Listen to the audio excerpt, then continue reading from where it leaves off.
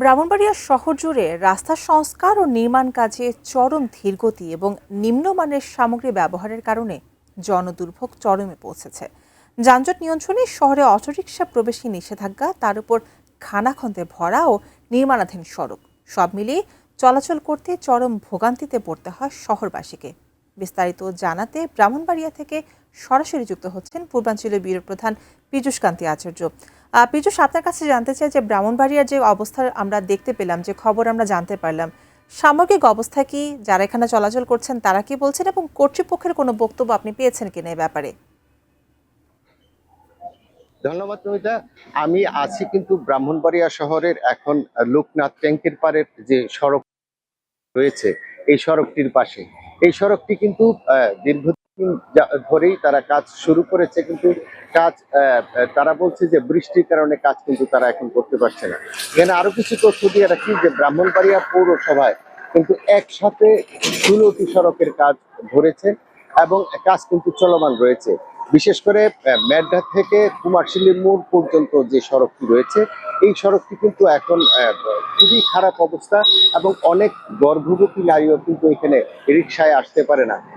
এই যদিও এই সড়কটি দেখভালের দায়িত্ব সড়ক, আমি কথা বলেছিলাম সড়ক ও জনপথ বিভাগের নির্বাহী প্রকৌশলীর সাথে। তিনি বলেছেন যে এখানে ড্রেনেজ ব্যবস্থা না থাকার কারণে এই সড়ক করলেও নির্মাণ করলেও কিন্তু এই সড়কটি ভেঙে যায়। যদিও পৌর কর্তৃপক্ষ আমাকে বলছে তারা মন্ত্রণালয়ে একটি চিঠি দিয়েছে এবং এই চিঠির কিন্তু উত্তর এখনো তারা পায়নি। এছাড়া যে 16টি সড়কের মধ্যে রয়েছে যে ব্রাহ্মণ যে মঠের গোড়া থেকে বর্ডার, এছাড়াও যে 16টি সড়কের মধ্যে প্রায় সবগুলার কাজই কিন্তু শুরু হয়েছে।